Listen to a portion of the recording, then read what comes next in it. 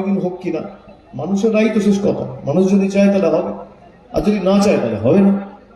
শুনুন, শুভেন্দু অধিকারী কি বললো, উনি যে মন্তব্যগুলো করছেন, আমি জানি না ওনার বাড়ির লোক এই মন্তব্য নিয়ে ওনার সাথে কথা বলেছে কিনা, কিন্তু সেবাশ্রয় আপনি দেখবেন 2-4 দিন পর যারা বিজেপির লোকেরা, বিশেষ করে নির্বাচিত প্রতিনিধি, তারা সেবাশ্রয়ে এসে চিকিৎসা করাবে।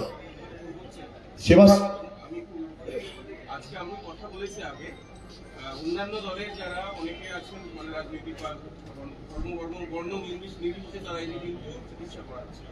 এখানে তো রাজনীতির কোনো ব্যাপার নেই। আসুন, আমরা তো সবাইকে বলেছি আপনার রাজনৈতিক মতপার্থক্য থাকতে পারে, এখানে তো তৃণমূলের আইডি কার্ড দেখে ঢুকতে হয় না। আপনি যে কোনো রাজনৈতিক দলের হতে পারেন, আপনি আসুন, আপনার যা সমস্যা আছে বলুন, ডাক্তারবাবুরা আছে, স্পেশালিস্ট ডাক্তাররা রয়েছে, এবং পুরোটা বিনামূল্যে সিটি স্ক্যান থেকে শুরু করে আপনার ব্লাড টেস্ট থেকে শুরু করে এক্সরে থেকে শুরু করে ইউএসজি থেকে শুরু করে সব ব্যবস্থা করা আছে। একটা proper referral centre, multi super speciality হাসপাতালে যে পরিষেবাগুলো অ্যাভেলেবেল থাকে সেগুলো সব একটা মডেল ক্যাম্পে আপনি পাবেন। তো আমি অনুরোধ করবো বিজেপির নেতাদের এবং এখানকার বিধায়কের, যদি আপনার চিকিৎসা করাতে হয় আসুন, দরকার নেই কোনো ওষুধ খেতে হবে না, মাথাটা দেখিয়ে যান।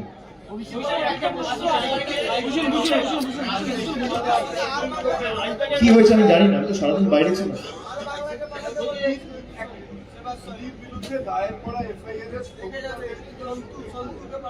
সপ্তাহের মধ্যে সব পক্ষকে হলফনামা জমা দেওয়ার নির্দেশ। আইপ্যাক কর্ণধার প্রতীক জৈনের বাড়ি অফিসের সিসিটিভি ফুটেজ সংরক্ষণের নির্দেশ দিল। ঠিক আছে, ওদের ম্যান্ডেট রয়েছে নির্দেশ দেওয়া। একই সঙ্গে পুলিশকেও বলেছে যে আপনারা এখনই তদন্ত করে এগিয়ে নিয়ে যেতে পারবেন। সুপ্রিম কোর্ট যদি নির্দেশ দিয়ে থাকে ঠিক আছে, তাতে অসুবিধা কি আছে? তো আইনত মামলা চলবে, মামলা তো ওভার হয়ে যাবে। নেক্সট ডেট অফ হিয়ারিং নিশ্চয়ই দিয়েছে আজকে, তো নেক্সট ডেট অফ হিয়ারিং কবে আছে? যেদিনকে দেওয়া হয়েছে সেদিনকে আবার মামলা হবে, সেদিনকে আবার লড়াই হবে। কিন্তু আমাদের প্রশ্ন যেটা, যে আপনি আইপ্যাকের নাম করে খালি বাংলায় এসে রেড করবেন। আইপ্যাকের অফিস রয়েছে হায়দ্রাবাদ, আইপ্যাকের অফিস রয়েছে তামিলনাড়ুতে, আইপ্যাকের অফিস রয়েছে চেন্নাইতে, আপনি সেখানে তো করলেন না। আইপ্যাকের আরো 3 জন ডাইরেক্টর রয়েছে, আপনি তাদের বাড়িতে গিয়ে রেড করলেন না, আপনি রেড করলেন এখানে। আর রেড সংক্রান্ত কিছু তথ্য আমাদের হাতেও রয়েছে। যারা সুপ্রিম কোর্টে হাইকোর্টে মিথ্যে কথা বলছে, তাদেরকে যদি আমরা আগামী দিন কন্টেম্প্ট অফ কোর্ট করে কিছু তথ্য হাইকোর্ট সুপ্রিম কোর্টের সামনে তুলে ধরি, তারা কিন্তু পালানোর জায়গা পাবে না। আপনাদের খালি বলবো, যারা সাংবাদিকতা করেন, ইডির পাঁচনামাটা পড়বে।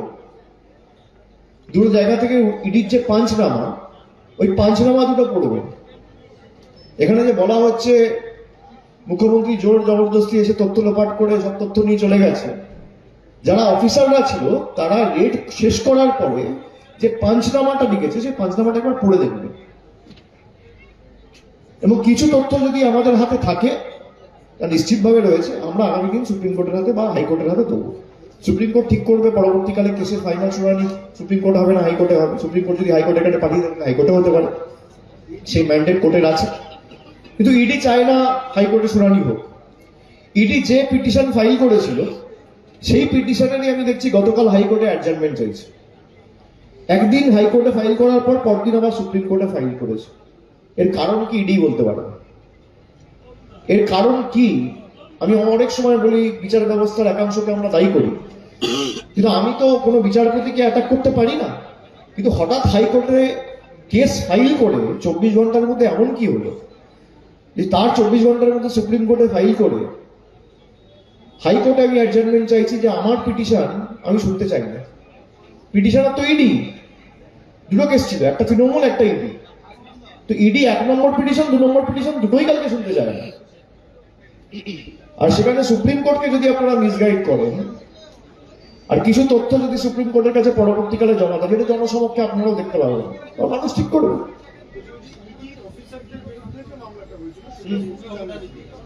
শুনলাম দিয়েছে, ঠিক আছে, সুপ্রিম কোর্টের রায়, সবাইকে মেনে চলতে হয়, এটা আপত্তি কোথায়?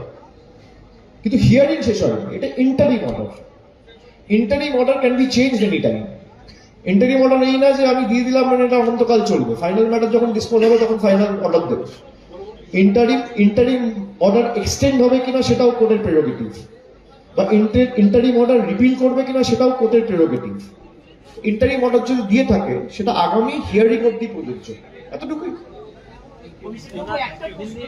একটা প্রশ্ন ছিল। একটা প্রশ্ন।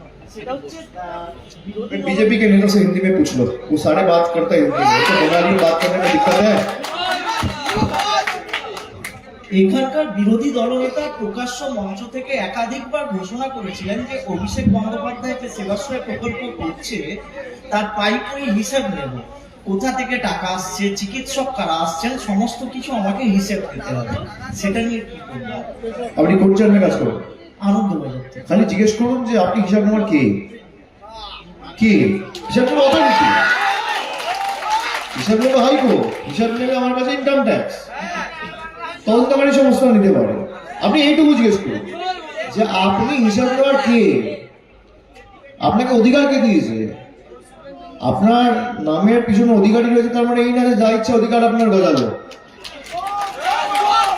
আপনাকে হিসাব নেওয়ার অধিকার কে দিয়েছে? আর আমার বিরুদ্ধে যদি সমস্যা থাকে আপনি মামলা করুন। আপনার ইডি সিবিআই তে 6 বছর ধরে আমার পিছনে লেগে রয়েছে। এই বুড়ো আঙ্গুল কেশাগ্র স্পর্শ করতে পারবে না। বুক ঠুকে এই নন্দীগ্রামের মাটিতে প্রতি বছর 17টা করে ক্যাম্প করে যাবো। আর শুভেন্দু অধিকারী থেকে তার পরিবারের লোকেরা সেবাশ্রয়ে চিকিৎসা করাবে, দেখবেন আগামী দিনে।